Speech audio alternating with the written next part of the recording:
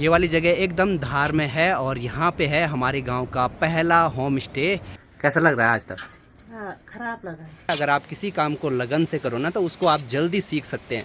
18 साल में चढ़ाई का काम सीख लिया। आज मैं एक पुराने रास्ते से तरसाली वाले घर जाऊंगा, बस अभी टाइम भी है।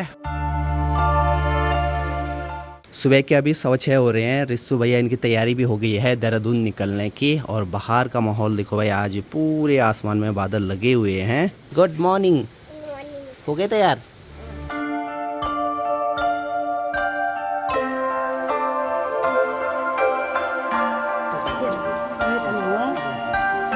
तो देहरादून वाला हो, पड़ी पड़ी मत बोलो।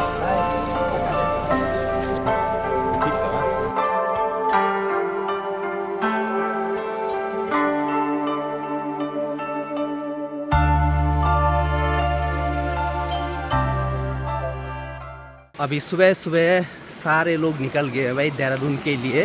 हेलो एवरीवन, गुड मॉर्निंग, नमस्ते। स्वागत है आपका हमारे एक और नए ब्लॉग में उत्तराखंड के इन खूबसूरत पहाड़ों से। सुबह का मौसम देखिए भाई, अभी चारों तरफ बस कोहरा लगा हुआ है और हल्के हल्के यहाँ पे धूप भी आ गई।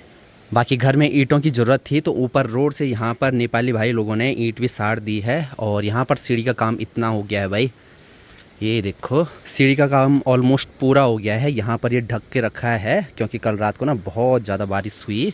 अब ज़रूरत है भाई कल तक शटरिंग का सामान यहाँ घर तक पहुँचाना, तो उसका भी जुगाड़ हो गया है। शायद कल शाम तक शटरिंग का सामान भी पहुँच जाएगा। और यहाँ सीढ़ी के अभी यहाँ साइड कुछ भी नहीं है दीवार, तो यहाँ से देखो भाई नीचे देखने में डर लग रहा है, बहुत नीचे दिखाई दे रहा है। आज तो भाई घर से सभी लोग चले गए हैं। रिसु ये भी देहरादून चले गए हैं, दीदी भी चले गई है अपने घर। दीदी को घर छोड़ने गया है मेरा भाई, उसका कुछ काम था मार्केट में, तो इसलिए उसने कहा कि मैं चले जाता हूँ।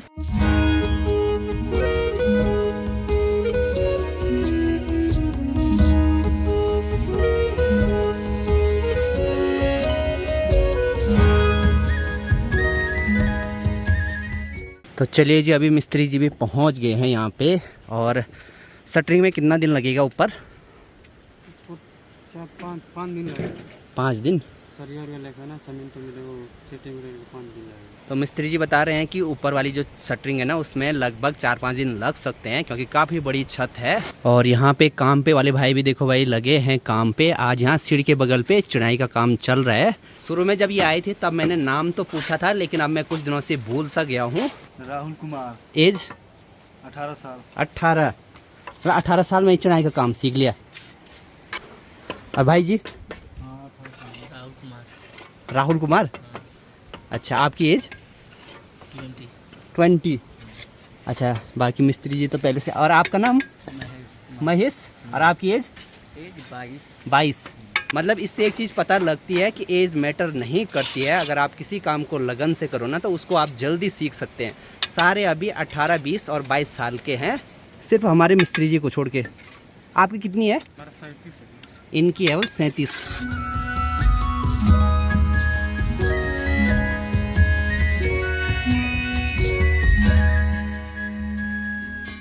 आज हमारी यहाँ गांव में बंदर भगाने की ड्यूटी भी है, तो बड़ी माँ अभी वहीं गई हुई है। गांव में हर दिन किसी न किसी परिवार से ड्यूटी लगती है, 2-3 लोगों की।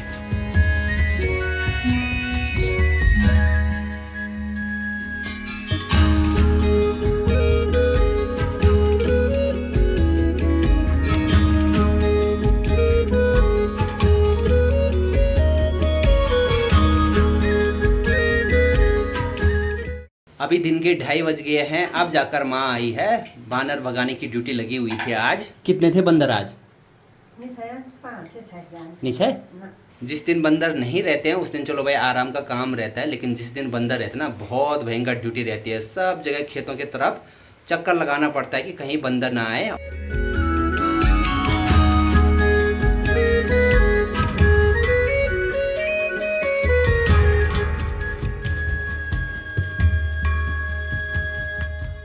चलिए जी, अभी शाम के टाइम की चाय भी माँ ने बना ली है। बाकी यहाँ नीचे के साइड यहाँ पे एक लंगूर दिखाई दे रहा है। प्योर है इस समय तू डाल पीछे तक मुझे जानू। वो देखो भाई नीचे के साइड पेड़ हिल रहे हैं और ठीक यहाँ से ना खेत भी हैं।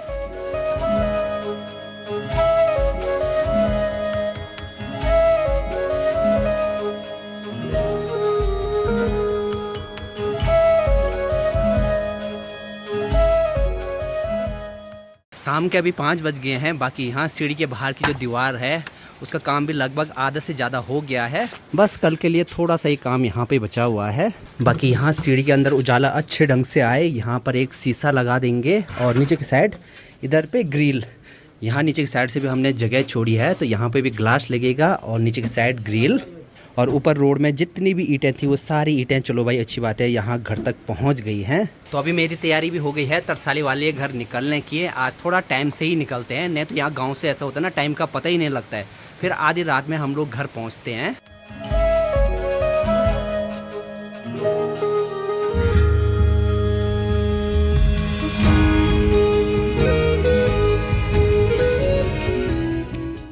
आज मैं एक पुराने रास्ते से तरसाली वाले घर जाऊंगा। बस अभी टाइम भी है और बस वहाँ पर ज़्यादा घास फूस न हो। वैसे हमारे तरसाली वाले घर जाने का रास्ता ये इधर से है, ये यहाँ पे चरकंडी है, यहाँ कांडा है, फिर उसके नीचे हमारा घर। पहले का एक पुराना रास्ता है जो कि यहाँ इस वाली धार से जाता है नीचे की तरफ। ये वाली जगह एकदम धार में है और यहाँ पे है हमारे गांव का पहला होम स्टे।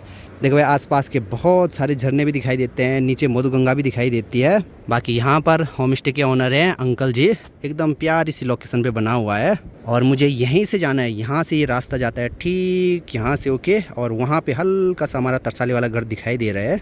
बाकी यहाँ नीचे की साइड सामने बुरवा गांव, मनसुना गांव, ठीक सामने गुप्त काशी, बहुत सारे गांव दिखाई दे रहे हैं केदार घाटी के। और यहाँ पे आपको एकदम पहाड़ी जो खान पान होता है ना वो भी आपको मिलेगा अगर आप लोग पहाड़ी खान पान के शौकीन हैं। बाकी यहाँ पर है Vinayak home stay, contact details यहाँ पे दी गई है।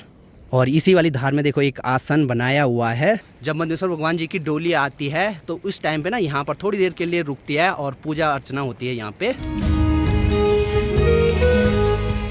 और यहाँ पर देखो भाई कुछ केले भी लगे हुए हैं, कुछ टाइम के बाद ये अच्छे से पक जाएंगे खुद ही पेड़ पे। धीरे धीरे द्वितीय केदार मंदेश्वर धाम में भी खूब सारे यात्री आने लग गए हैं और इससे एक अच्छी बात ये हो गई है कि यहाँ के जो स्थानीय लोग हैं उनको भी रोजगार मिलने लग गया है। अब जो घोड़े खच्चर वाले हैं, होटल वाले हैं, होम स्टे वाले हैं। ठीक नीचे देखो भाई अभी वहाँ पर भेड़ बकरियाँ भी जंगल से चरकर घर की तरफ जा रही हैं और मुझे उसी रास्ते से आगे की तरफ जाना है।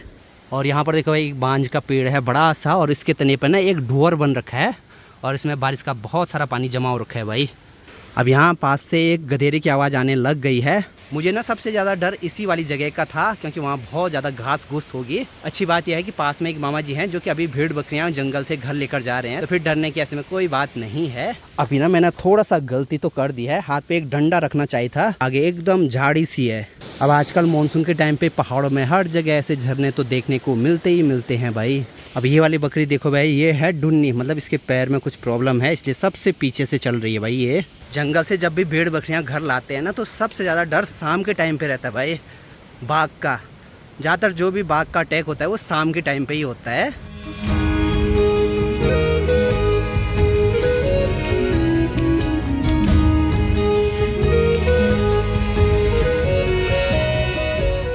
यहाँ देखो भाई जंगल में भी यहाँ लोगों के खेत हैं पूरे, यहाँ से लेकर वो ऊपर तक।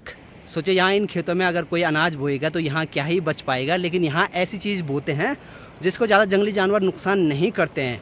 ऐसी जगह बो रखा है भेंजरू, जिसके बीज ना चटनी बनाने के काम में आते हैं। और अभी मैं जिस जगह पे हूँ यहाँ एकदम ऊपर खड़ी चट्टान है और ऐसी जगह ना पत्थर गिरने का बहुत ज़्यादा डर रहता है भाई।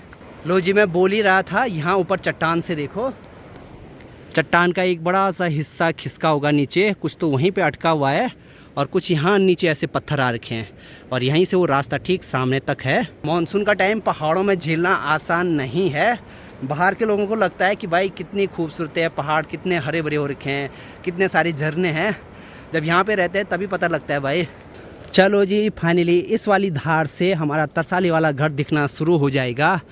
ये देखो ये वाला रास्ता ऊपर गांव से यहाँ तक आने के लिए शॉर्ट है। अगर हमें गांव से आगे मार्केट की तरफ जाना है तब, अगर प्रॉपर गांव में जाना है तब तो ये लॉन्ग पड़ता है।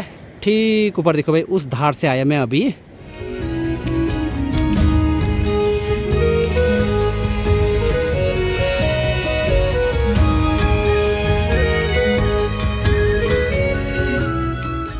अब यहाँ धार में लगभग आधा घंटा रहा और अभी देखो भाई हल्का हल्का अंधेरा भी होने लग गया है। ये देखो भाभी लोगों के घर की लाइट भी ऑन हो गई है बाहर की। ये लोग आजकल यहाँ नहीं रहते हैं, ऊपर रांसी गांव में रहते हैं। तो चलिए जी पहुँच गए हैं तरसाली वाले घर में। एकदम शांति सी छाई हुई है, पहले ही यहाँ पर कम ही रहते हैं, लेकिन आज तो घर में कोई भी नहीं दिखाई दे रहा है। अनुज लोगों का घर भी ऐसे ही है। बाकी यहाँ हमारे घर में भी नीचे कोई नहीं दिखाई दे रहा है। माँ शायद गौशाला गई हो। हे डब्बू डब्बू डब्बू